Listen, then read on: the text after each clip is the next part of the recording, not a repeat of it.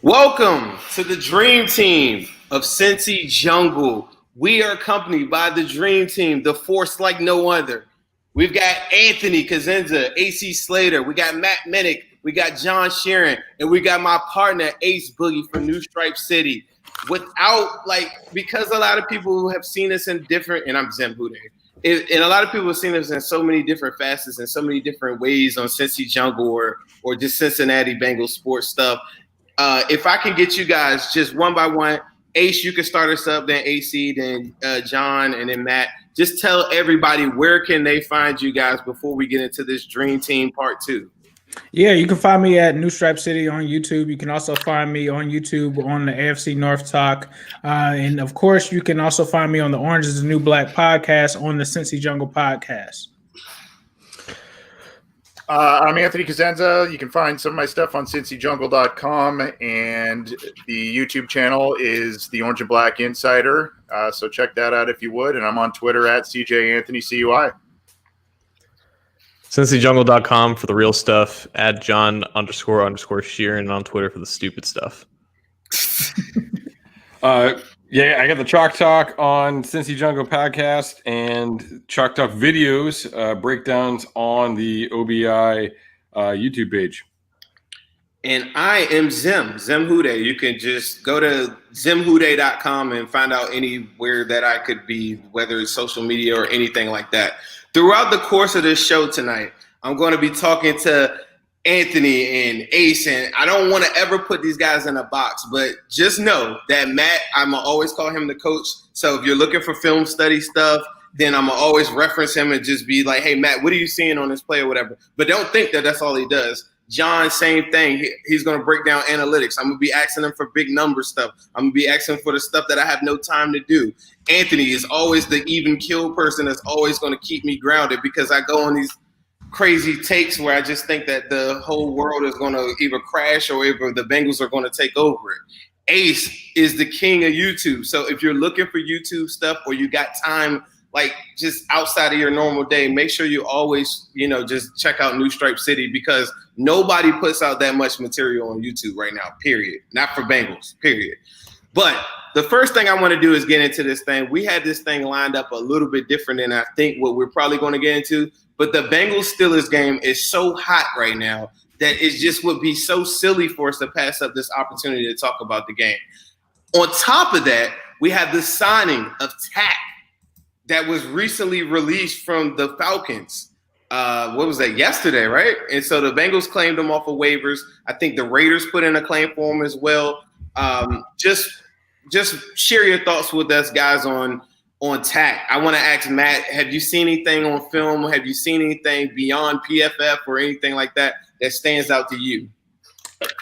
Honestly, I haven't had a chance to get into it yet. I mean, it just kind of broke this afternoon. I remember him coming out. I mean, definitely when you look at what the Bengals have in terms of pass rush right now, John and I broke down the rookies last night. We were talking about it. Like, it's pretty easy to tell where and when Carl Lawson is on the field. Right. Because it's a completely different thing coming off the ball than anybody else. Even Khalid Kareem, you definitely see a lot of positives there, but he doesn't have that kind of explosion. So bringing a guy like Tack in, I think he's not a super bendy guy, which is put him in the same category kind of as Kareem. But he is an explosive guy. He can come off the ball. He had 13 sacks in his first 2 seasons in the NFL. And then, recently, not so much over the last couple of years here. So hopefully a little bit of a resurgence. But, I mean, it's a really smart move for the Bengals because he costs next to nothing. It potentially can help you out, even letting him go in terms of compensatory picks. And, maybe you get something, so it's good that even if they don't even care about re-signing him, that they're trying to do something to address the lack of pass rush they have is huge. Because I mean, honestly, looking at this Steelers game, that's one of those things I was thinking of, like, man, we got to get to Ben, but I don't know if they can, so like throw more guys out there. That's huge. That they're trying to get better. They're trying to win right now. Good stuff. John, do you have any initial thoughts on the signing? Do you like it, hate it? It would be nice if he was able to play, but I think with COVID restrictions, he's not going to be able to play until I don't think he week will be 11 either. against the Washington football team, where, I mean, it's not going to be hard to pressure the quarterback in that game. But I think Matt hit the nail on the head there. Tack coming out of UCLA was explosive and he was fast, but he has no bend to him. It's very similar to Carl Lawson, only in Tack's case, he doesn't have the repertoire and arsenal of moves that Carl Lawson can use with his power and the speed that he has as a rusher. So with McKinley, it's a lot more effort and it's a lot more just explosion, converting speed to power and getting pressures like that. But similar to Lawson, it's really just more about disruption and not necessarily finishing. He only has, I think, 17 sacks through 4 years. Most of that came in his first 2 years with the Falcons, and ever since then, it's kind of been on the falling on part of it. But I think we just got to look at like how his career with the Falcons ended. He basically tweeted himself out of the organization, citing that he was so bad and lackluster in terms of production, and the Falcons didn't even want to get rid of him. That's like how bad that he wanted to just get the hell out of Dodge. And it was a guy that I think a lot of Bengals fans wanted to trade for because, like Matt said, they just had next to nothing at pass rush aside from Carl Lawson. So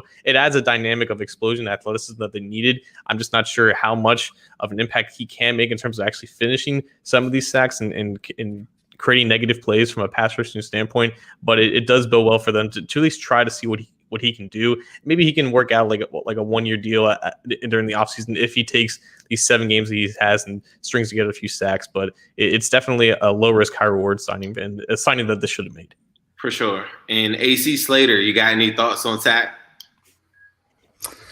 You know, when I think back to when he was a rookie, and he was kind of one of those late riser guys, right? I mean, he was a guy that some people talked about, said, you know, got some talent, got some skills, but maybe a second round guy, had some nice workouts. And then as the draft got closer, you heard buzz about him, you know, rising up boards, and all of a sudden he's a first round pick. So, you know, I'm not surprised by the signing because there's a need for the Bengals, and this really fits a profile of a guy that the Bengals like to draft or like to bring in free agency, rather, in that it's a former high pick thrown on the scrap heap. They get a deal on him, and they can try and squeeze what they can out of him. And for McKinley's side, he's a guy that maybe gets a fresh start, can prove himself, maybe earns himself another contract with the Bengals or another team just by getting a fresh start on things. So I think in a lot of ways it makes sense. And I think also, you know, Carl Lawson needs help. Carl Lawson needs help on that line now to generate more pressure. There's going to be a lot of tension on him. You get Sam Hubbard back, whether it's this week or next. You got McKinley coming into the game. So you've got a nice rotation going there. I agree 100%. Ace, you got any closing thoughts on Tack signing? I think it was a great move. I think especially being that we kind of had the situation where Carlos Dunlap was essentially traded away from the Bengals. It just left a gaping hole there, right? You're talking about Amani Bledsoe there. You're talking about also having you just really needed some experience there. So I think the fact that they were able to get Tack, a guy that's 25, just like Carl Lawson, who's 25, with you having so much uncertainty at the edge rush position with Carl Lawson as well, with him being a free agent, I think that it was a perfect move for them to make. And it just was an area that they needed to address sooner than later. And with Tack, you kind of get a sneak preview of what he's going to be like. Can he fit in your system? Is he going to be worth some type of extension? If he's not, then you just let him go. Like you guys also said, if you want to let him walk and try to get some kind of compensation for him, then you can.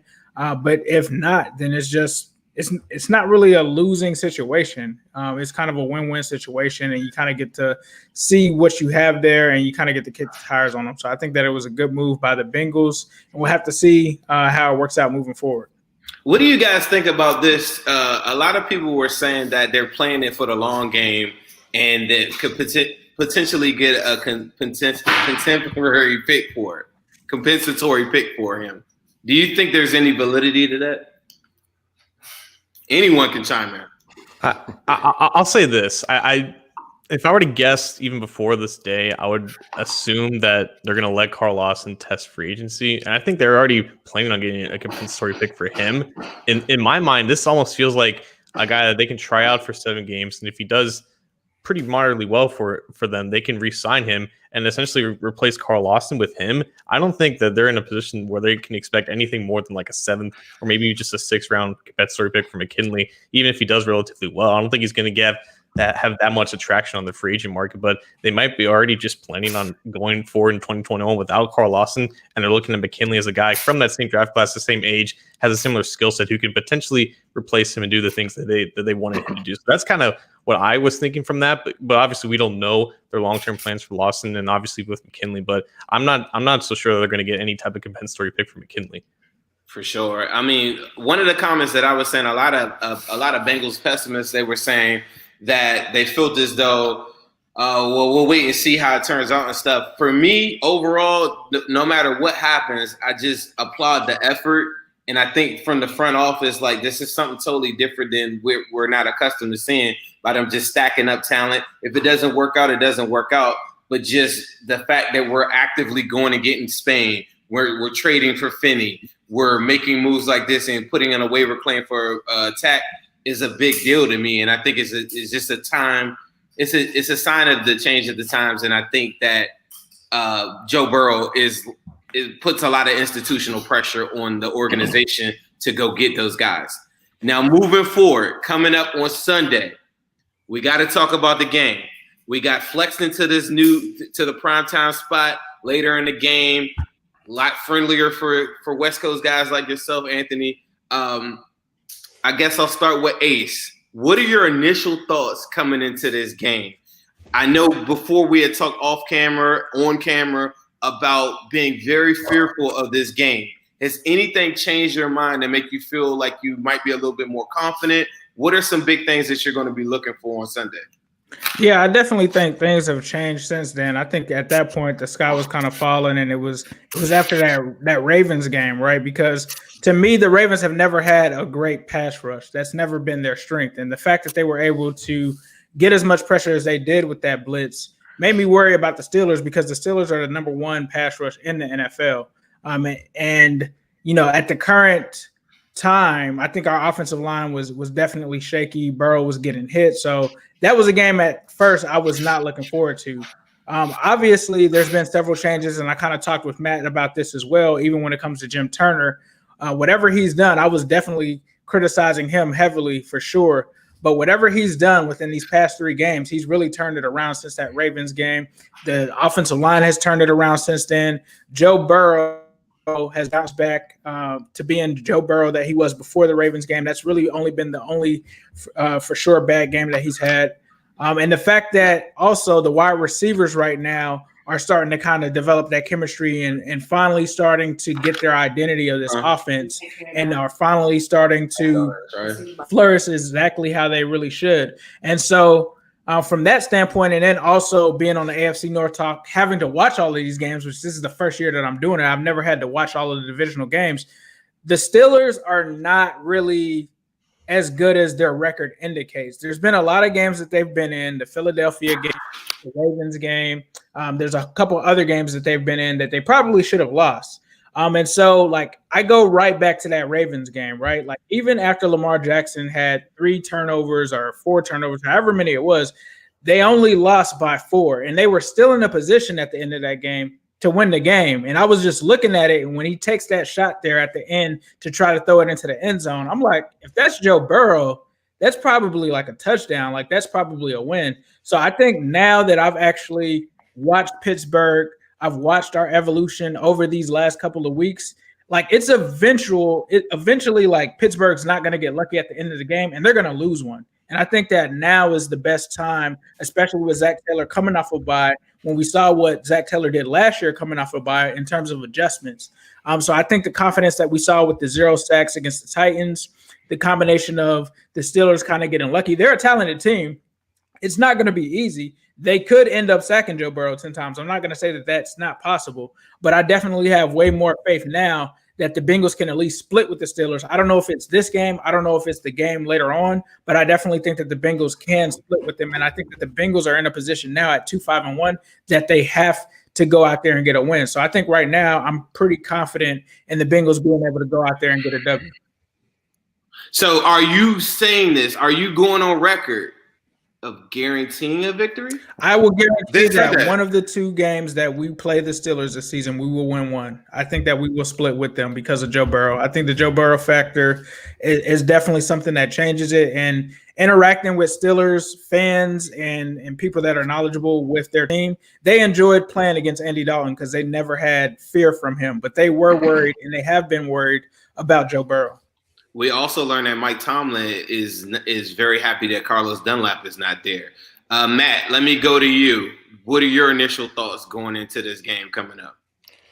I mean, yeah, I agree. They shouldn't be an 8-0 team, but you're still pretty good when you can figure that stuff out. I mean, and really, when we talk about the Bengals all the time, we're saying, well, yeah, a couple plays and they could be a 6-7 win team right now. So you kind of have to look at the reverse of that too. The fact of the matter is that the Steelers don't let you off the hook, and you can't give them opportunities. Even if you get up in this game, if you're in a good position, you can't give them opportunities to come back. That's what happened to the Dallas Cowboys. You know, they were scoring field goals, not touchdowns. They had that awesome punt return with the throwback, and then they followed that up. You know, they got the ball after the penalty at like the 31-yard line, and then they went 3 and out after running the ball on second down. Like they blew it. They threw a touchdown in the red zone. They were 0 for 2 in the red zone. Like you can't give a team like Pittsburgh the opportunities, and that's one thing that like they've always been good at being really opportunistic. I mean, as long as I can remember, Pittsburgh's been good at doing that. And, you know, Mike Tomlin's a guy who takes some heat sometimes because he does some, you know, shaky things in terms of game management. But, like, his team is always on with those things. Like, they don't let you off the hook. And, I mean, that's what it's going to come down to. Like, you can't give them an inch because they will come screaming back really quickly. Right, I totally agree for you, and I think Mike Tomlin is a big part of that because he's a master motivator, and I think he just gets them ready to play. AC Slater, what do you think? Are you scared of him? What are you thinking coming into this game? I'm kind of in line with Ace here in terms of, you know, a couple of weeks ago you asked me what I felt about this game, and I'd be saying, oh boy, you know, I had a bad feeling about it, but now the Bengals are coming off a big win. They've got a bye.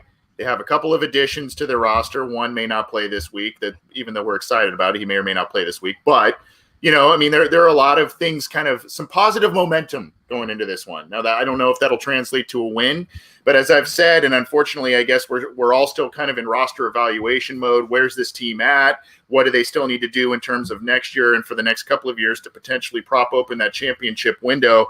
I do view these games, the remaining Ravens game and these two Steelers games as barometers to see where the Bengals are at this point, how competitive they are, how Joe Burrow will fare against a pretty vicious Steelers defense. But the Steelers are an imperfect team. You guys said it. They're an imperfect team with a perfect record. They've got vulnerabilities. The Bengals can exploit it. They can put up points. I think if the Bengals end up making this a pretty close game, which I think it could be and will be, you know, I think you can feel pretty good about that and maybe ride some of that late season momentum into the second game. So, you know, I'm not overly shaking in my boots like I was a couple of weeks ago, but I mean, it's still the Steelers. They'll come ready to play. They'll be prepared, and they'll play nasty because that's what they do.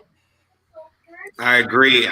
You spoke about some of the stuff where they have vulnerabilities. Tyler Boyd made headlines this, I think that was yesterday, where he said that the Steelers do have a strong front seven, but he said they don't have the best secondary. I don't know if he was giving them bulletin board material or what, but that's something to think about coming into the game. John, how do you feel about that? And also, John, I'm going to catch you off guard. Over or under 5 sacks on Joe Burrow? Over, I think. Like, all right. On that topic. I don't want to take you off topic, but I just had to throw a little monkey wrench at you. That's a good way. That's a good place to start, though, because the Bengals' best offensive linemen, like if you want to call them Jonah Williams and Trey Hopkins, they're good. But I mean, Williams is a rookie, and Hopkins is probably just a league average center. When they face top tier competition, they've had struggles this year, and they're facing none other than top tier competition in this game. So it's definitely an obvious mismatch with the Bengals offensive line, regardless of the perceived growth that they made against the Titans a couple weeks ago. The Titans have an abysmal pass rush. That was a great matchup for them to look great, even when there's just a bunch of jumbled pieces matched up together. They're hopefully going to have some more cohesive pieces back in there with guys coming back from injury, but it's still a definite mismatch. And the Steelers are one of the blitz heaviest defenses in the entire league, and they have the best defense in the entire league. And we talked about it last week. Like, the Steelers may not just are probably like the not the worst undefeated team in recent memory, but they might not be as good as the record indicates. I think that's because their offense is about league average. I think they're 15th in offensive DVOA and just relatively average in terms of just overall offensive efficiency, because Ben is just getting the ball out of his hands extremely quickly. I think his average time to release is under 2.3 seconds, which is like prime Andy Dalton when his offensive line was bad. So it's a lot of short passes, short of the sticks, and there's guys like Claypool and Juju Smith-Schuster who are just trying to make the most of that.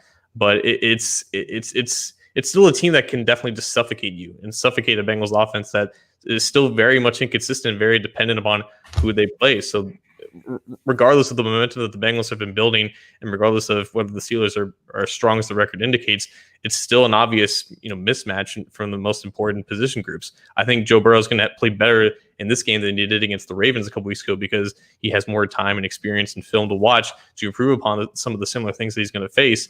But it's still a dominating defense in Pittsburgh, at Pittsburgh, in that hostile environment. And I'm not the most confident in this game. I think they can make it competitive, but I think the Steelers are still just clearly the better team, and it's probably not going to be a win for them. I'm almost 100% with you. I'm not confident at all in the game. I do see a path, like we said in part one of the Dream Team show that we had last week, is that if you can get Joe Burrow close enough, and I've got the ball at the end of that game, I like my chances. Will they have that opportunity? It's very, very slim. And I'm a piggyback right off of that, John. What you just said, I guess, is like, if you are the coach, if you are Zach Taylor, based off of what you just told me and the doubt and the different things that we know that we're already up against coming up, right? What is your game plan? What are some things that we could do to take away that heavy blitz, take away some of the different things that they do very well? How can you Belichick us to a victory? Like, I think if they could have some semblance of a good running game, I think that would definitely be a start. And that's something that the Steelers have complained about in recent weeks, is that their running defense has not been very good. Tony Pollard kind of ran all over them when he got touches against the Cowboys. And I think Giovanni Bernard is having a good stretch here without Joe Mixon in the lineup, so they can have some success on the run to kind of slow down some of that pass rush, but also just getting the ball out quicker.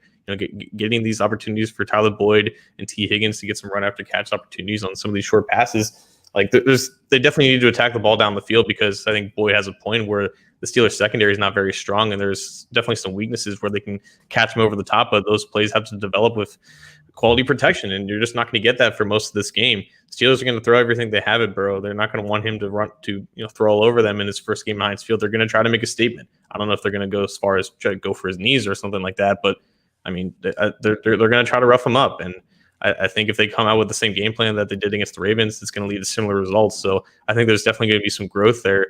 And, this defense is tough, and it's just hard to scheme against. It's hard to scheme around it when the talent disparity is that big. Right. And Ace, I saw you kind of shaking your head on some of this stuff. I guess out of everything, if you're listening to this, guys or girls live right now, we're here, Cincy Jungle, super team. We got Matt Minnick, we got John Sheeran, and we got my partner Ace. Before we go a little bit further, and I'm gonna ask you the question I was about to ask you, Ace, I just want to say I saw a lot of comments, people saying that YouTube is down right now. So we appreciate you guys being patient with us. Make sure you go to Cincy Jungle on Facebook, where the stream is still active, I believe. I just was checking it out myself. If you got any other tips, people tell us in the comments, but appreciate you sticking with us. Make sure you follow us as always. Anthony had a big interview. So if you're watching this live too, you notice that Anthony has rolled out. But Anthony had a very, very big interview. So he's going to go take care of business with that. So make sure you follow Anthony Cosenza on Twitter as well. Ace, going back to what you were agreeing with or not agreeing with, John, tell me your thought on, like, what do you think that you can kind of capitalize on with the Steelers? No, I was agreeing with John. Like, what he was saying is true. Like, the Steelers pass rush, I mean, it's predicated upon the blitz, right? We saw that's what the Ravens did. And I think some people kind of overlooked it as well because the coach don't really blitz that much. But if you realize when the game was on the line and at the end of that game, they started sending the blitz. And so I have to agree with him on that. That's like a nightmare thing there. The good thing is that Joe Burrow was able to see it in that Ravens game, and he kind of has made some adjustments to it. But if they are able to wreck that game, that's definitely going to be an issue. But I will say this. They are a strong pass rush. They're not typically that strong of a defense, especially in the secondary outside of Minkah Fitzpatrick. Going into the season on the AFC North Talk, we all voted them as the number one or near the number one secondary after the Ravens this season going in on that panel. They have not lived up to that. They definitely have some holes in that secondary that you can affect them on. In terms of the linebackers, they're still pretty solid there, but they are starting to teams are going to start figuring out that Devin Bush isn't there anymore. And the guy that they have there, he's played solid and he's done well, but he's still not Devin Bush. And so they do have some chinks in that armor. And they're just a real inconsistent team. They play really good at points. Like one part of their team that I'm also worried about that I don't think people talk about is how good their wide receiver core is. They have a very deep wide receiver core. When you talk about Juju Schuster, you talk about Deontay Johnson, who at sometimes looks like he's AB. You talk about Claypool, who can just wreck a game, had a game where he had, 3 touchdowns in it. You also talk about, you forget that James Washington is there, and then he hits you from somewhere else. And then you also have a kid by the name of Ray McLeod that not too many people know about, but he's also a problem. And then you talk about Eric Ebron. A lot of people have forgotten about Eric Ebron, but he's been pretty solid for the Steelers as well. Now that Vance McDonald is kind of taking a back seat. So, and the other thing is Ben is playing at somewhat, I'm not going to say an elite level, but he's not turning the ball over. So in years past where he's turned the ball over a lot and he's always giving you those opportunities, he's not really doing that this season. Right. The other thing is you talk about their run game as well. James Conner is looking like a shell of himself. He's not really where he's been in years past. But the guy that kind of scares me the most is actually Anthony McFarland. He's like you probably know him, Zim, because he's from the Maryland area. But he's been very solid for him. He's kind of like their Geo in a sense, if I were to make a comparison. And so that's what I'm worried about when it comes to them. I'm definitely worried about that D-line, definitely worried about that offense and those receivers, especially with, I don't know if Darius Phillips is playing in this game or what's going to happen, but I'm definitely worried about Claypool and how we're going to stop these guys on offense as well.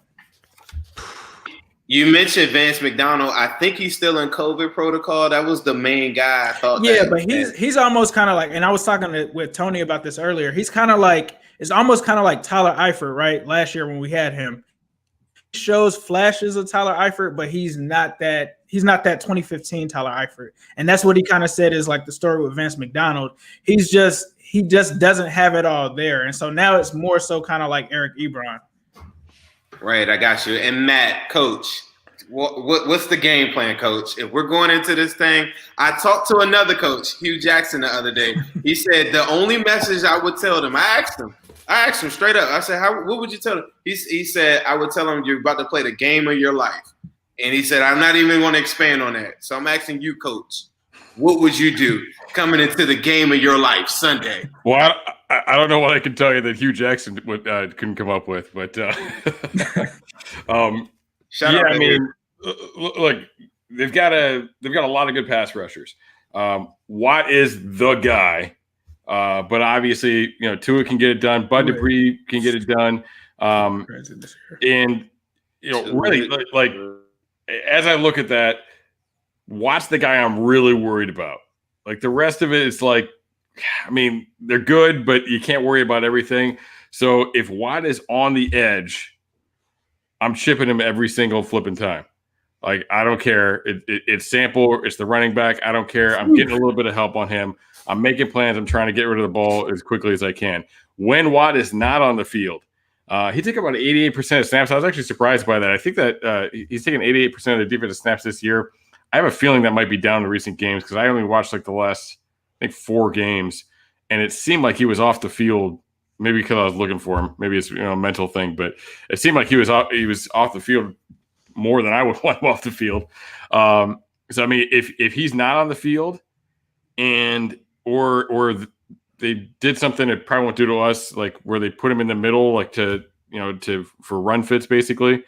If he's not in position to rush the edge, check to a damn pass, like every time, like so. I think the game plan is being very multiple and putting things on your quarterback and letting him look for these guys and try and make plays.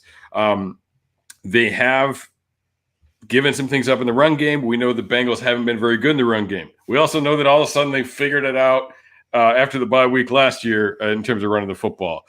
I am really concerned about Hayward, though, in the run game. Because, I mean, it kind of reminds me of Geno last year. Like, people tell me Geno had a bad year last year. Geno didn't get sacks last year. Geno was destroying the run game last year, and he was the only guy in the defense that was doing it. And that's what Hayward reminds me of sometimes on film, where it's like they got to play pretty much blocked up, and he just tosses his dude and makes a play in the backfield. So, I mean, that's the number one guy you have to account for when you're running the ball, and the number one guy you have to account for when you're passing the ball is Watt. So you've got to have those plans. You got to adjust to that. You can't. You got to win against Bud Dupree. Sorry, and Tuitt's going to be a tough one too. I'm actually a little bit more afraid of Tuitt than I am of Bud Dupree. Honestly, like I was just looking at his contract situation. Unfortunately, he's got another year left because that's the guy I think the Bengals need. Is that type of dude who can kind of come inside, come outside. But that ain't gonna happen. But yeah, I mean, like that's what you gotta do. You gotta figure out Watt. You gotta hit him from every angle.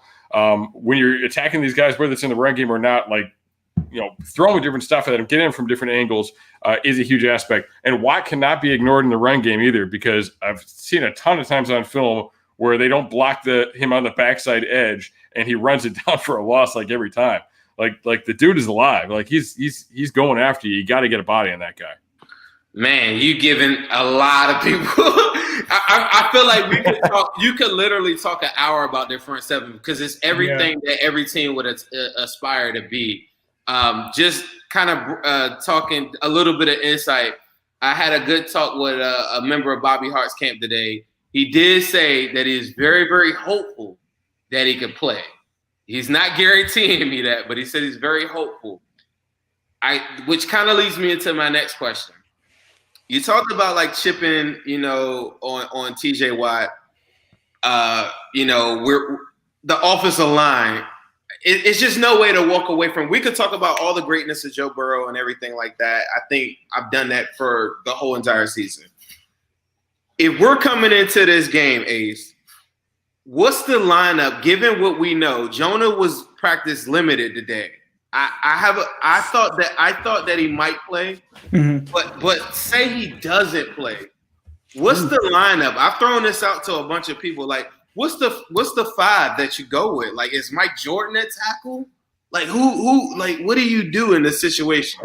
I think, not to switch things or anything, but one thing that I'm also worried about in this game is that front seven is also very good against the run. When you talk about the Steelers as well, when it comes to that, it's just going to be, honestly, it doesn't matter if we had our full starters there or we have the guys that went in against them in the Titans game. It's going to be a tall order for anyone. But if it were me, I'd probably go with a Dingy at the left tackle position. I'd go with Spain at the left guard. This one is tough because it's between Trey is back. Trey and Billy Price. I'm going to go with Trey. I'm going to go with Trey at center. At right guard, I'm going to go with Xavier was clear for practice, but I'm not sure if I wouldn't put Xavier in right now. I'm putting Fred Johnson at right tackle. Right guard, I might go with between Redmond and Price. Fred's still on the COVID list right now. Redmond don't know about Fred Redmond has been playing good enough. I'm gonna go with Redmond. I mean, the hardest one for me, I think, was Billy Price at center. I think that I would go between him or Trey Hopkins. I'm just going to go with Hopkins for now. But at right guard, it's crazy that I'm saying this. I'm going to go with Alex Redmond at right guard. I think that he's kind of proven me wrong and made me eat some crow with him at that right guard spot. If you're in the comments, feel free to chime in, people, because I see James Holly, shout out to him. Shout out to John Lynn's been really active. Ty Gaskins, appreciate you all coming. But in the comments, please throw out your 5, because I'm about to hit up John, and I'm gonna ask him what is his 5, because he looks like, out of everybody that we've had on the panel tonight, out of everyone, he's like he doesn't even have words for the front 7 of the Steelers. So I don't know what you think we could come out there with. I mean, I'm getting flamed in the comments because people are like, "Oh, John's always pessimistic." I mean, listen to the names you rattled off. He's realistic. John is realistic. Like when he talked about the Steelers line and stuff like that, that's being realistic. This is the number one. Well, that's what happens. Nobody watched this Ravens game.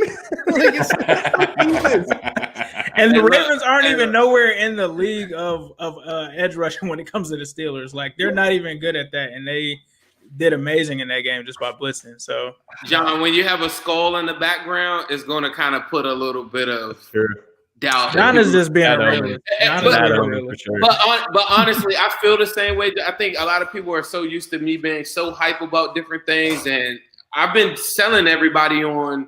I don't even have to sell you on it. I feel like this season is all about building blocks for the upcoming season. So I didn't jump out there and say that I think this is a good matchup or anything like that. So if anybody's thinking that John is being super sour or whatever right now, I'm not one of the guys that's thinking that we're going to go out there and kick some ass just because we knocked out the Titans. One thing I'll say is this, though, before John goes. You have to remember that the Titans' pass rush was non-existent. They sucked at the pass rush, and it really reminded me of that Jaguars game. Remember how we thought that, oh, the line is okay, like they didn't really get a sack or anything like that, and then the Ravens game happened. So this could be a similar kind of thing that's happening right now, where that gave us some false confidence because the Titans have one of the worst pass rushes in the league, and now we're going against the number 1. But go ahead, John. I think Jonah will be back, so I'm just gonna optimistically place him at left tackle. He was limited today. He's had a couple weeks to heal that stinger. I'm going to assume he's back. I think me and Matt talked about this yesterday on our midseason rookie report. Go check that out if you haven't. I think the players want Quinn Spain out there. I think they saw how he just came in there after a day in Cincinnati and just kind of just played his heart out and just kind of went with it without having practice with the team. I think Mike Daniels was all over him. Yeah, exactly. If you guys hadn't checked it out, John and OBI interviewed Mike Daniels the other day. I mean, he on Twitter, he was raving about Spain today and the other day too. Right. I think Spain. I'm not guaranteeing it, but my gut is telling me he's at left guard. I think that would probably be the better decision. I think Trey Hopkins is back at center. He's practicing full. I think they just want to keep him there. Right guard, I think they cleared Xavier Su'a-Filo. I think they might put him out there for this one reason, because I think if you have Adeniji at right tackle, because Fred Johnson is still positive for COVID and Bobby Hart may not play, Alex Redmond might become the emergency tackle. And I don't know if they want to start him at right guard if they have Xavier Su'a-Filo back at right guard.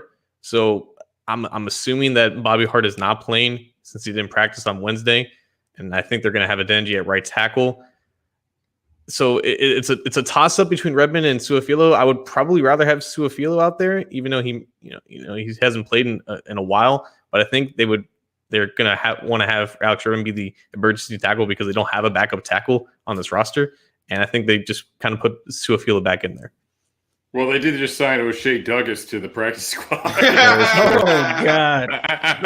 Yeah, line them up on what? But go ahead, Matt. I'm glad I went last year because John talking through it made me think about a few things here. So this is what I'm going to say. I'm going to go on the same assumptions that John's making. I'm going to say Jonah at left tackle. I'm going to say Hakeem at right tackle. I'm going to say Trey at center. What really helped out Hakeem last week? When they moved Spain in. Spain. So I'm putting Spain at right guard. And they like Jordan. We knew they didn't want to F with him too much. We were all worried about how they didn't want to F with him. So I'm saying Jordan is back in at left guard. Spain starts at right guard to be that security blanket, that guy that Hakeem is comfortable with next to him. I like that a lot.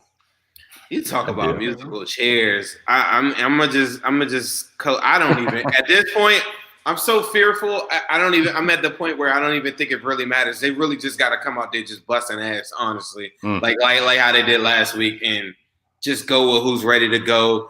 And the guys that aren't showing what they want, they might get pulled early, like what's his name did last week or whatever. That could be a situation, but this is serious stuff, people. And there's a lot of people in here because people comment a lot to me and tell me that they are very hopeful of the playoffs or anything like that. I will tell you this. If you think that you have any bit of outside chance in an 8-man seed or any like a 16-man tournament and all these other things like that, this is your last hope. You got to take care of business on Sunday, and that this is the season. If you're still in that ballpark, I'll tell you what, though, Zim, like you look at the way the rest of the schedule lines up. If they can pull off this game, they really should win the next 2 games. And then all of a sudden, you're coming in on a 4-game winning streak to Miami. Like that's a quality opponent. That's gonna be a tough game.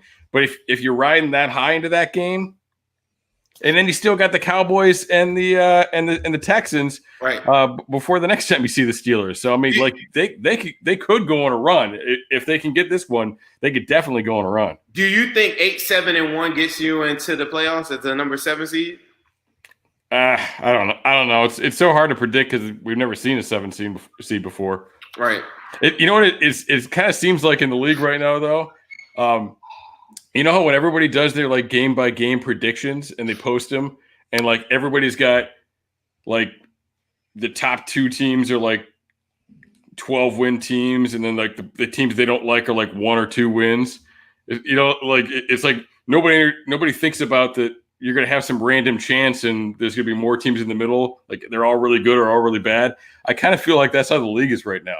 Like there's a lot of teams that are 2-3 losses, you know, maybe like in that range.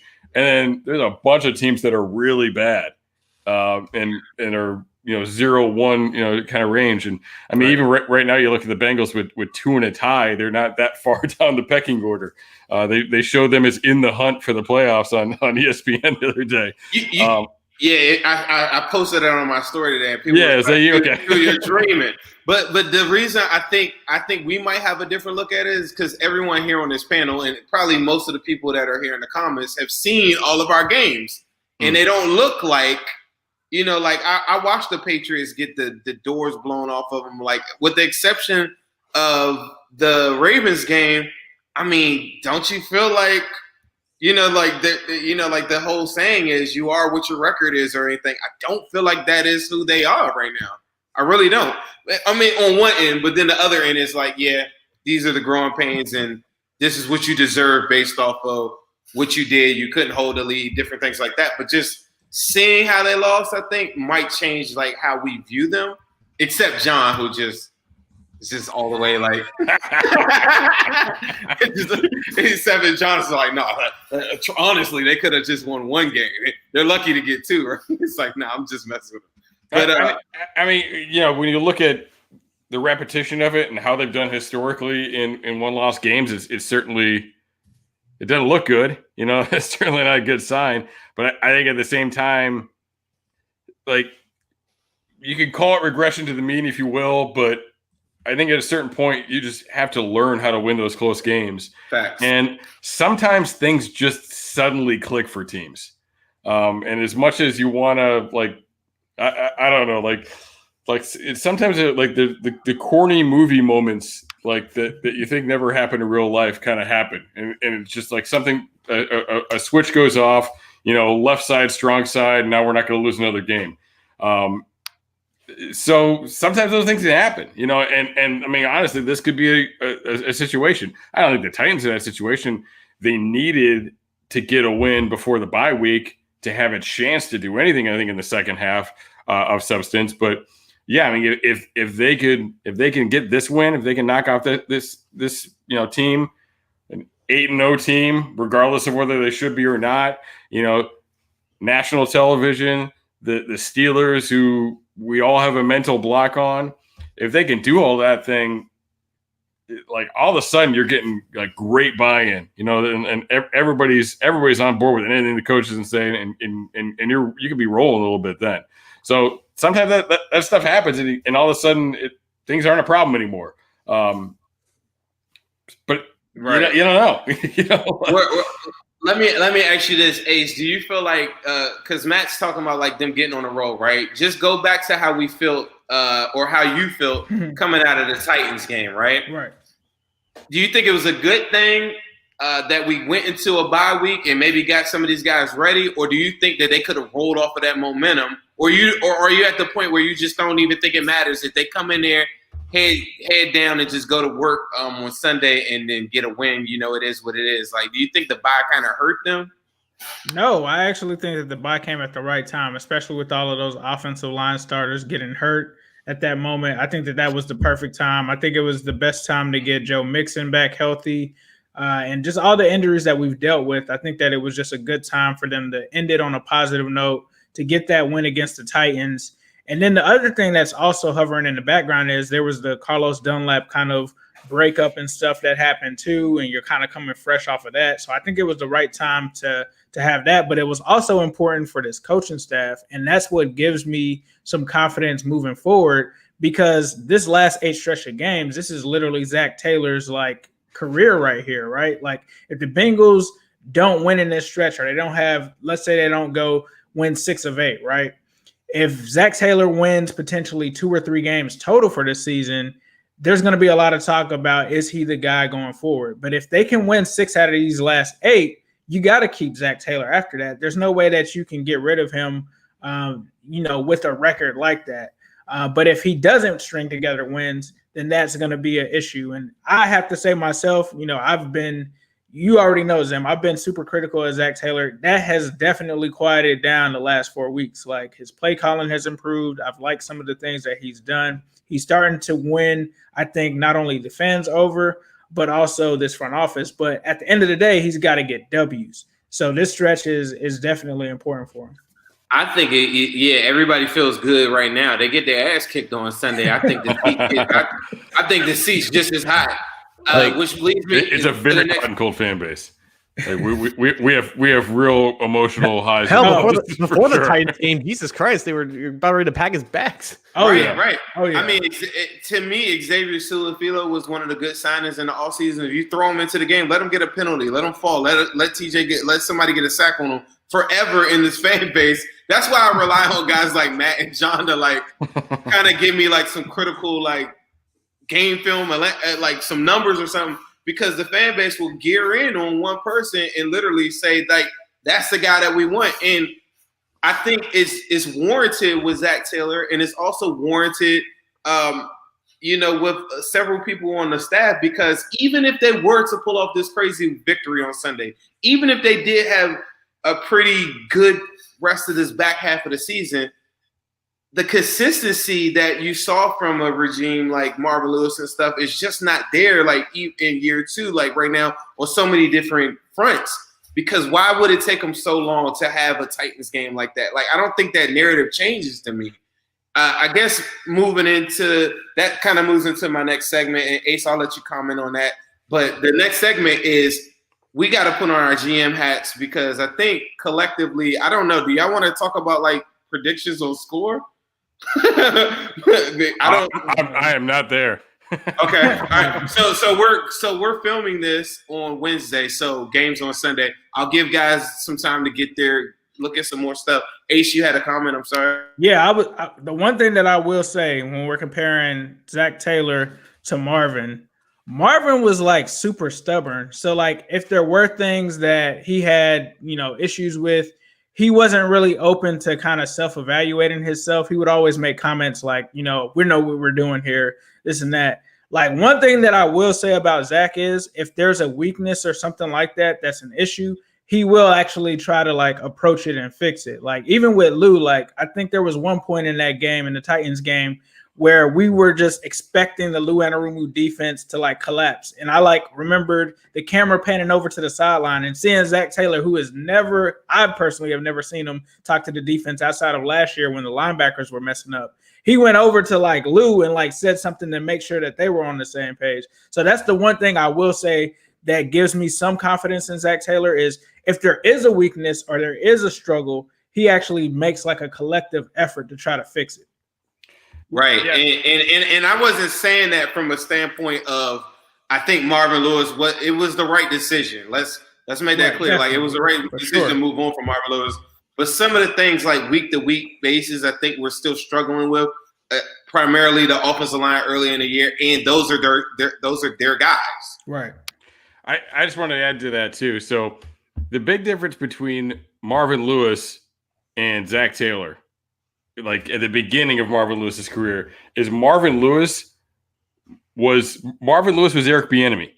Like he was the overqualified candidate that should have been a head coach before.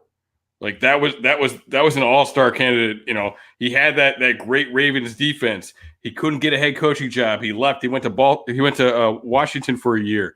Like he knew how to be a head coach pretty well. And he worked for some good guys. He had already established. He already knew really how to be a good defensive coordinator. He was a highly qualified pick. Zach Taylor is not a highly qualified pick. Right. What did you do? And honestly, like a lot of people really like the Zach Taylor hire. I want to be enemy, but I got on board. I got on board with the Taylor hire, and I see where he's going with some things now. But look, when you hired Zach Taylor, you hired his potential. And you hired him to buy the offense. Like that's really what you did. And when you look at it, I think the play calling is pretty good for the most part. I think he's a pretty good offensive coordinator. I would like to see some different things in the red zone. I think they're growing that part of their game. I'd like to see them be a little bit more creative with getting guys open in the red zone over the course of things. But they're definitely improving in that area. But he also wasn't a play caller before. So he's still going to have growing pains in that area. I think most of the play calls that people point at when they say they shouldn't have done that, it's more of situational football, which is more of a head coach's job. Yeah. So, and this is, by the way, Cincinnati is the only place where you can really do this too, because they're going to give him some time to grow into the position. So, Look, it's not the way everybody else does it. I get it, but I think things are coming along a little bit. I think you see the improvement, and you do see him changing. Absolutely, you see that he's flexible to do that. He realizes he's young and he is learning. We all want to see all these things happen faster, but I do see where it's improving. Now, what is the second half of the season? Ace, you had a great number you threw out. If they go 6-8, all right, that means the Steelers, they probably beat the Steelers at least once, right? Of the two losses, they probably beat the Steelers at least once. And there's the Ravens and the Dolphins. So you've got to get 2 wins between those 3 teams to go 6-8. Now you got a couple of quality wins. It's not good enough to come out as a 6-win team, having gone through the last part of the year, just beating the Texans in the NFC East. You've got to knock off at least one of these teams in the division. And if you can get a win against the Steelers and the Ravens, like now you're showing something. I'm all in. And not a fluke thing, not because Mason Rudolph's in the game, like a real solid, that was a good damn win. If you can do those things and go 6-8, I think you're feeling pretty good moving forward about how things are going into next year. Right. John, do you have any thoughts, I guess just piggybacking off of what Matt is saying, like, what are your overall thoughts on Zach now? Like, do you think he can succeed, or is it going to take those wins that Matt is talking about to convince you? I just need to look up something real quick. Sean McVay's coaching career. Because I remember when he was he was an offensive coordinator in Washington, but I forgot that's minor detail. Yeah, under Gruden, I think it was right. Under Gruden. Yeah. So it wasn't exactly like that, but like Matt said, it was not an unprecedented jump, but it was unusual for a guy like Zach Taylor who only spent like a handful of games actually calling plays at the NFL level and then being an assistant wide receivers coach, then the quarterbacks coach, all the way up to a head coaching job. But we've seen in recent years, like guys, they get promoted to offensive coordinator after being like a quarterbacks coach, and then they immediately make the jump to head coach if they have 1 or 2 good seasons as a play caller. The Bengals just basically skipped point B and went right to point C. Like they skipped that part where, Zach Taylor could have become an offensive coordinator during the 2019 offseason, but they just made him the head coach because the guys get promoted so quickly. They rise to the ranks so quickly at that assistant coaching spot that they just basically said, we're going to hire this offensive coordinator to be our head coach. And he has been the play caller. And I think there has been actual tangible growth in that sector. It's just like Matt said, though, when you put on that headset and you are at the helm of this entire team, all of that responsibility of finishing these close games and making these crucial decisions, that falls on you. So he right now is a pretty decent offensive coordinator, but he's still growing into the actual important decision-making processes of being a head coach, and he's just not quite there yet. And if he didn't have Joe Burrow this season,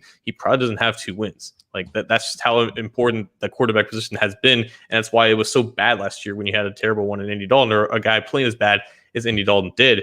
And right now, like I think, regardless of how the season finishes record-wise, I think he gets another shot. But if there are more collapses and there are more defensive struggles, it's kind of like Lou Anarumo's probably going to be the one that gets canned, and then Zach Taylor gets maybe 1 more year to prove himself.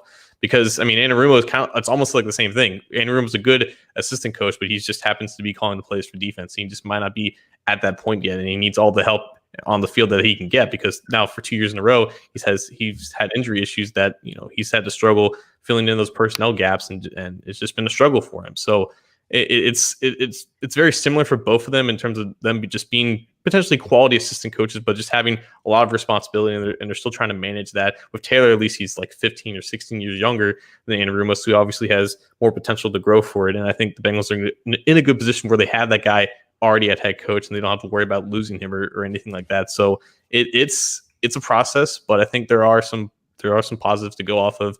And like Matt said, this organization is obviously patient, and unless it's a tumultuous collapse where the Bengals are picking like top 3 again this year, I think you're going to see Taylor back in 2021. And that's one of the scary parts for me, is that it's hard to gauge, because they're not going to end up with just 2-3 wins. Like, they're going to win a couple games.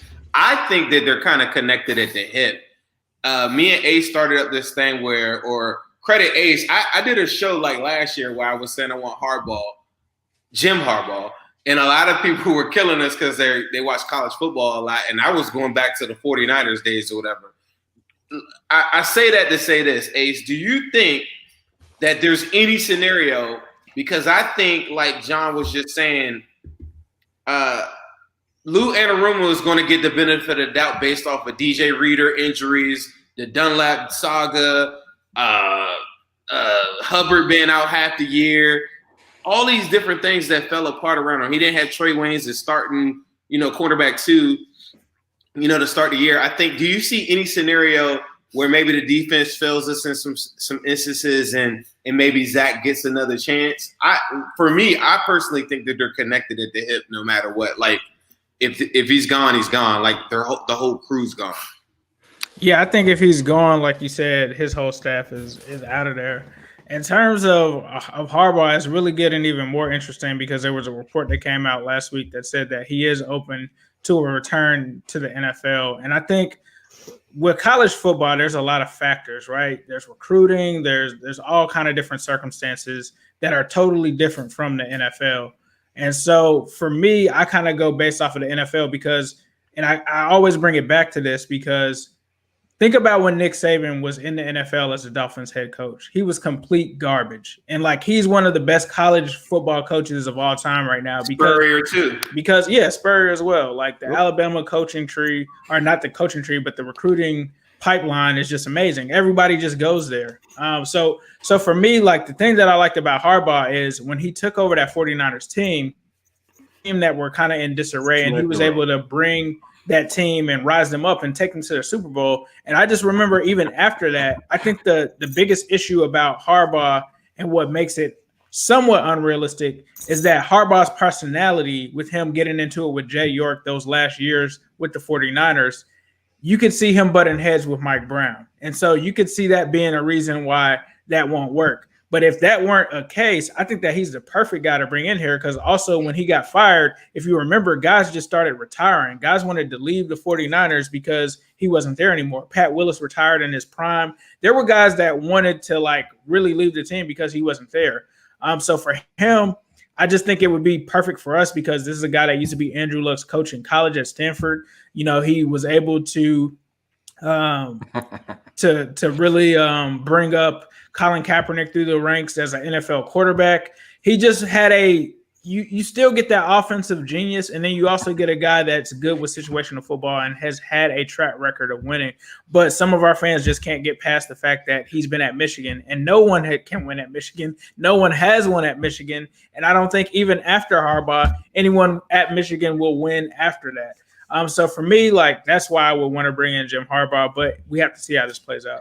I agree with almost everything you said. I don't think he's an offensive genius, but I do say this, personality-wise, there's a killer instinct to the Harbaugh brothers. And that's Joe must Burrow, see TV. Jim versus John, that's must see TV. Him on the sideline, like you talk about coaches that they want to put the camera, like Harbaugh on him, and then the killer instinct of Harbaugh mesh in the belief system that I think Joe Burrow would love him. I really do.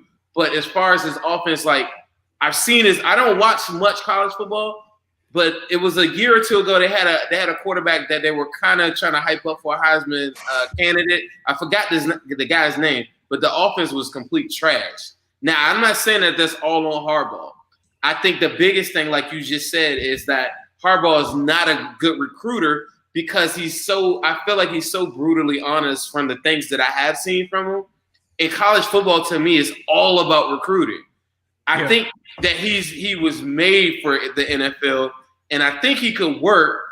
But based off of what I'm seeing the last couple of weeks, it'd be hard for me to come off of looking at Zach Taylor put up 30-something points a week and say, yeah, get him out of here. Like, you know, like I'll be all on board if he continuously did that. That was the one point I was saying earlier in the show is that the consistency wasn't there. Matt, you seem like you were just stewing to say something about any thoughts that you might have had on the Harbaugh thing, or was I reading that wrong?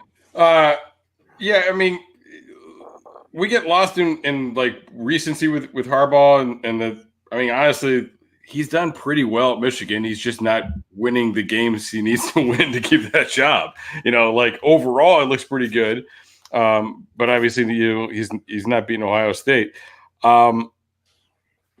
If you look at his track record, though, like prior to coming to San Francisco, like all that dude did was win. And he won in some tough situations, too. He won at the University of San Diego, which is a FCS non-scholarship school, and he won it with no scholarships. He won at Stanford, which obviously has an academic standard where it makes it hard to get guys in. You know, and it's like he's done some things. He's shown that he is a winner. Having said that, I mean, I think it's going to be Zach. You know, I think Zach's going to get another year again, unless if they don't do anything. If they'll win 2 games or something like that in the back half here, and they're losing to the Giants and stuff. But you brought up Eric Bieniemy, all right, and we're talking about Harbaugh, right? Sure. Like, and you don't seem like you're super thrilled with Zach because he's got to prove something to you, right? Mm-hmm. Who, if you were GM right now, you're Mike Brown, you're Katie, whoever the hell is calling the shots. Who is the guy that you're looking at, like that you think brings what this team needs?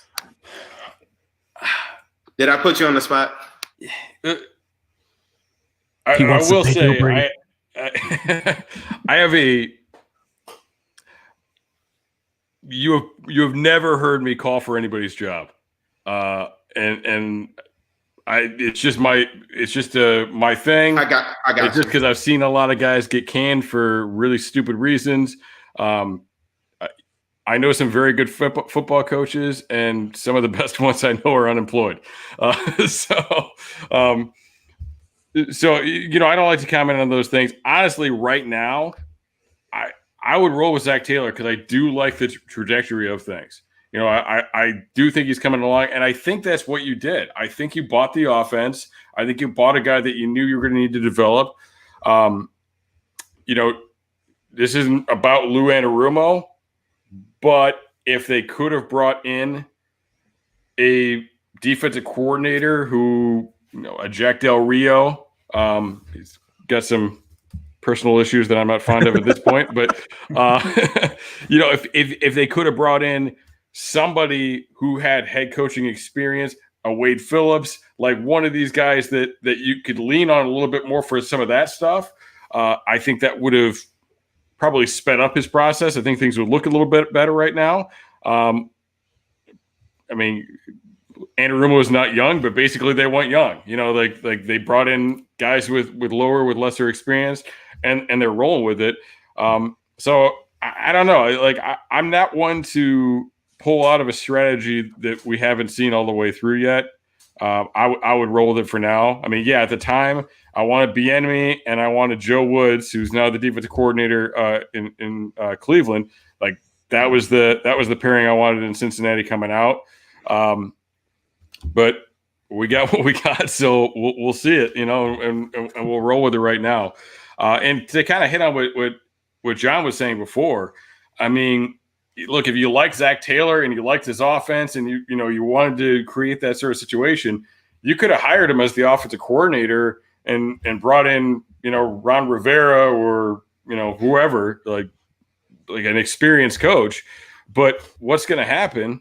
You're going to lose him. Like as soon as it starts working, you're going to lose him because somebody else is going to want to buy that offense for you. So they're going to make him your head coach. So you kind of skip that step. Like there was that awkward era in Cincinnati where there were a lot of fans that were like, fire Marvin so we can keep Zim. And it's a little bit different, because Zimmer is a defensive coordinator, but like you can't hold on to an offensive coordinator. The only way to hold on to your offensive coordinator is to make him your head coach. So, I think that was the strategy. I think that's what they did. And like right now we gotta ride it out. We gotta see. But I do think there is you're seeing personal development there. The things he says, the way he goes about things, like I like his mindset about things. We just gotta see his hearts to come together. That's a great segment for my next question that I was going to ask all of you guys is building off of what we've seen right now this year, going into the second half of the season. What are some key points? And I'll start with you, John. What are some key points? What are some things that you think are a big point of emphasis that you think will carry his team to victories or different things that she'll be looking at? I want to see how the offense adapts when Joe Mixon comes back, because you can clearly see there's a split between when he went out and how the offense has performed since then. And I don't think that's specifically Mixon's fault. It's just kind of the reality for a lot of running backs is when if your starter goes out, then you kind of lean on more of the passing game and you're forced to get more creative. And as a result, the Bengals are one of the best offenses in the league from a passing standpoint. So I want to see how it continues to evolve when you reintegrate him back into it, because in theory, it should still be fine, because anything that you can do with Gio, you could evidently do with Joe Mixon. It's just we need to see that level with him on the field, because they're paying him a lot of money for the next 3.5 years, and they need to make it work with him. Gio, for how good he is, he's not the future. It's Joe. He's like 6 years younger than him. So I need to see something with that. And on defense, I need to see more creative ways to rush the passer. It's hard to do when you have Amani Bledsoe and Xavier Williams playing a lot of these snaps, and Marcus Hunt too, because they've needed those guys, they've needed those bodies out there. But it's been unfortunate because they just haven't created pressure on the quarterback, and it's for how good the secondary has been, for how good William Jackson, Jesse Bates have been, making their names known throughout the ranks of the NFL. Their jobs have been a lot harder because the pass rush is just not getting home. So they're in coverage for a longer time. And unfortunately, there have been some big plays that have happened because of that. So those are the two adjustments. Browns, Eagles. Exactly. Right. And we pin that all on Lou and stuff. And, it may not be entirely his fault, but that's the guy that is charged with the responsibility of just making it work. And it just hasn't worked in a lot of cases. So those are the two big things for me that I think they need to see. And if it works, then I think those winnable games, like against the Giants and the football team and the Texans and the Cowboys, they will actually translate to wins, because right now we can't call those guaranteed wins. They still got to play them, and the Bengals still have to prove that they can consistently beat bad teams. But if they continue to do those things, you're going to see some growth in the win column. For sure. And I think just jumping into what you were just saying, I think one thing that you were kind of alluding to is this. from a pressure standpoint, if Lou can get anything out of Tack, like even if this is just an exploratory period, if they could get a consistent pass rush off of him and get what the Falcons couldn't get out of him, I think will be a big testament to Lou. Ace, I'm gonna ask you, what's some big things that you think that you would like to see them improve on, or some things that maybe you're going to have under the microscope in the second half of the season? I think Matt hit it on the head, and that was one thing that I forgot to say about Zach Taylor's shortcomings. Situational football. They have to make better decisions based on those situations, and I think that's what I'd like to see. And I think in all phases, whether it's offensively, defensively, I mean, they've just been burnt with that these first stretches of games. And then I think outside of that, I would probably like to see what they do to fix this running offense. Like, they are not doing well when it comes to running the ball at all. And I think that it was actually a good thing that Gio got in there and the offense was able to move smoother. But they still haven't really had a game outside of the only one that I can really think of where they really married the run with the pass was the Colts game. And then that was when Joe Mixon got hurt, and then he went out of the game. We have yet to see like a completely balanced game from that aspect. So I would say probably the run game, establishing that, especially being in the AFC North. And then outside of that, it's really just consistency, just being consistent and putting teams away and locking these games down, because we've seen in the Browns game and the Colts game, and luckily we saw in the Titans game, that was a similar situation where they were able to get out there with the W. But definitely got to see that consistency when it comes to putting teams away. Right. It's no way to disagree with that. I guess we're getting close to the end of this. I think from a player standpoint, I was going to probably talk about maybe some moves that I would think just maybe looking really far ahead. For me, I always preach to people about we need a lot more impact players. I love the impact players that they went and got. I think different things like them signing Quentin Spain, even just a waiver claim for Tack. I feel like they're getting guys that are maybe really good. Like, I used to really hate on Bud Dupree a lot because he only did one thing really, really well. But if they could get a bunch of guys that do one thing really, really well, I think they could kind of stack up those type of players and into the offseason and even in the draft. I like some of the guys that they got, like Akeem Davis-Gaither. We've seen different flashes of him where he's covering, he's carrying the tight end down the sideline. We've seen Logan Wilson go sideline to sideline a bunch of different times. We've seen that he's got great instincts when it's time to make a sack. There's different things that I think we can kind of build off of. But I think if you were going into the offseason and there were some things that you just think that will make us a number one contender, because right now the message that I've been sending to everybody is for the next 4 years, the Bengals are going to be pretty aggressive because they have institutional pressure on them from Joe Burrow. They're going to have, like, if a guy like Stephon Tuitt is out there, they're going to have room to go get guys like that. I do believe in this 4-year window because they understand how stupid they'll look if they don't get it and this guy walks away from our franchise. So with that said, starting with Matt, then we could go John and Ace to close out the show. What are some things or positions that you think that we need to attack going into the offseason, just looking far ahead or just looking at the closing of this season? All of that. I tweeted weeks ago that I said something along the lines of this defense is a lot closer than people think. And I take a lot of heat from that, as you can imagine. But here's the thing. For sure. They got the pieces. Like they do have some pieces. Now, problem is probably the second and third best player on the defense right now are free agents. And John is, not to call you pessimistic as we've been doing all night, but John is not confident that this team is going to bring back Carl Lawson, and then you got Jackson too. So look, if you're really committed, you bring back Lawson, you bring back Jackson. All right, Trey Waynes. If Trey Waynes pans out, you're pretty good in the secondary. there's some shakiness at strong safety and coverage a little bit, but you're pretty good in the secondary. With Carl Lawson back even, like, you're still a guy short in the pass rush. You're really two pass rushers short, to be honest with you. So like they need to go out and they need to find one inside guy and one outside guy.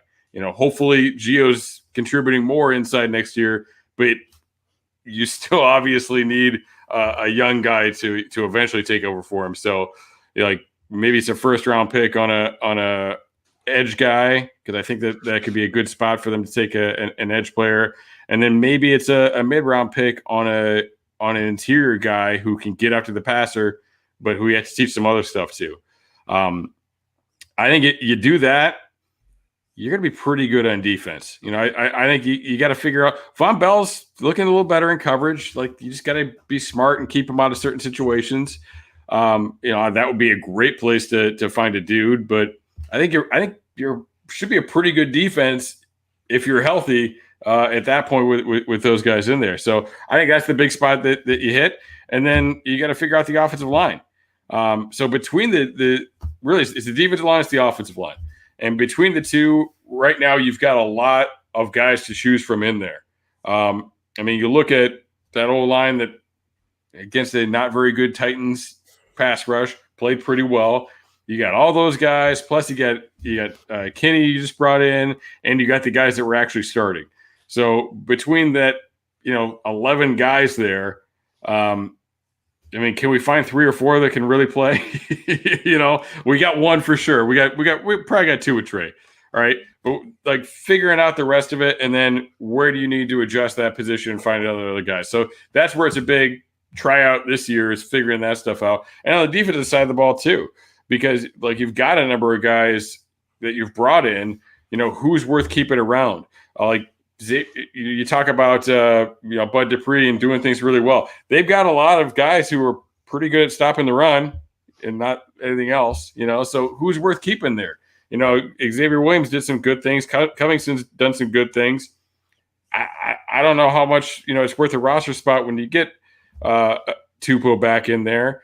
I think Daniels does some really nice things. I think he's a guy you want to keep around for various reasons. But trying those guys out, figuring out what you got with those guys, and then adding to that and supplementing that really on both the offense and defensive lines, I think is what you need to do. Hear a lot of people talking about like first-round receiver. I think they're pretty good at receiver. It would be nice to have a speed guy, but But as we know, we can go get that in the fourth. Yeah, right. Look around the league. Like you can find some guys to supplement that and to do that, and maybe you find a guy a little bit later, and he's a guy that can return kicks too, and you're letting Alex walk, because you got a new faster guy, I think, return some punts. That's how I look at it. I think it's all O-line and D-line. It's evaluating what you've got and then making some moves and probably bringing in 2 new guys on both sides of the ball there.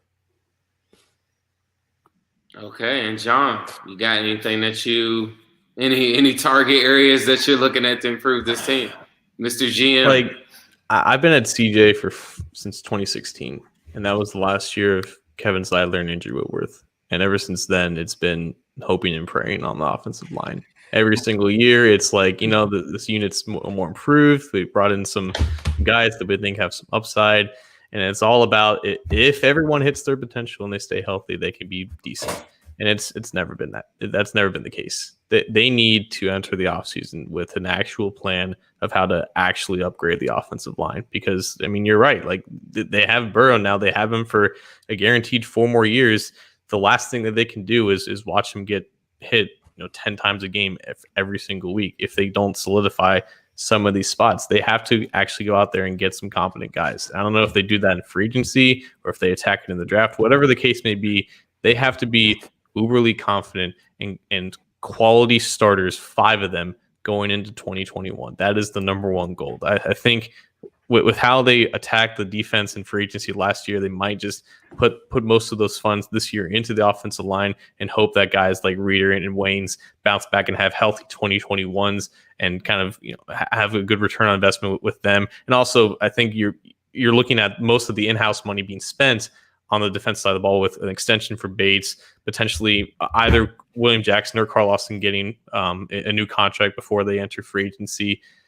And we can't get both. They could, but I would like to see it first, because obviously I think because the reason why I'm pessimistic about the reason why I'm pessimistic about Carl Lawson is because I have a feeling they're going to extend Sam Hubbard. They're already going to put a lot of money in that position, and with the edge, like that market just inflates. It's more inflated than the cornerback market still. Like the top 10 guys in that position are making like north of 17 million. Lawson might not enter that market, but he's going to get paid a lot. And I think they just look at him as a guy that at this point is just a guy that's just not that much of a finisher, and a guy that has continued to have health issues. Who knows if they want to reinvest in that for 4 more years? They might just want to have him test the market, and the same could be said for William Jackson. So we don't know for sure about those guys, but I think you're going to see multiple, at least 2 or 3, contracts on the defense side of the ball for in-house money. But in terms of getting from the outside, I think they just have to shore up the offense line. They have to be confident in that going into 2021. Once you figure that out, a lot of the other things will fall into place. Yeah, that's the good thing about Tack too, because like if there's no Tack McKinley and you let Carl Lawson go, you need 2 guys. Right. Like I don't think Hubbard and Kareem Khalid are getting it done for you. Like you need 2 guys there. So not in the north. Maybe John's onto something, and maybe that's like maybe Tack is a chance to get a guy that you can get more out of than some of those other guys. And you'll be able to re-sign him cheaper, and you're going to be able to re-sign Carl Lawson anyway. So maybe that helps you hedge that bet. And you still need to go out and get a guy, but maybe Tack could have a good 8 weeks and be one guy for you next year anyway. So you don't have to really kill at that position, With all right. like John said, you're gonna have to spend so much money on one guy. You don't want to spend that on 2. Right. I listened to you especially early in the show. We're talking about all these pass rushers from the Steelers, and it's just, and you see Ravens, they go out and go get Ndakwe. So, there's so many different facets of this team that I just think need to improve. But you guys are really spot on with the pass rushing part of it. I think single-handedly they lost the Browns game, the Colts game, and arguably the fourth quarter of the Eagles game when, the lack thereof pass rush in that game. I think those are 3 games that I pinpoint, and I just say if they had any bit of pass rush, they would have won those games. Ace, close us out. Tell us what we need to do to get this team I'm honestly going to say more of the same, man. It's the offensive line. Like a lot of people are going to get stuck back in what happened in 2017, and I kind of saw that coming, like with what John was saying. When they decided not to keep Whitworth and they decided not to keep Zeitler, and they really threw out Cedric Ogbuehi as the future at left tackle and Jake Fisher, even though we all knew that they were complete garbage. I knew that was going to be an issue. That was the whole reason, me personally, that I was against picking John Ross in 2017. Not because John Ross isn't a good player, but because this offensive line could not block well enough for you to even get the ball to John Ross. And I remember fighting people on that, and it was exhausting at the point where I think I was trying to vouch for Ryan Ramczyk or Cam Robinson, because I was like, this offensive line is going to be garbage. It's not going to matter. And here we are still in 2020, still talking about the offensive line after years of them trying to do things, trading for players. And it's just obvious. You got to fix the offensive line. Like Matt said, the game is won in the trenches. You've got Joe Burrow. You have to protect him. A lot of people are going to talk about Jamar Chase, and yes, that's going to look sexy. We don't need a wide receiver. We need an offensive line. We have to make sure that we keep Joe Burrow upright. The only other position to me that you could justify outside of offensive line would be a tight end.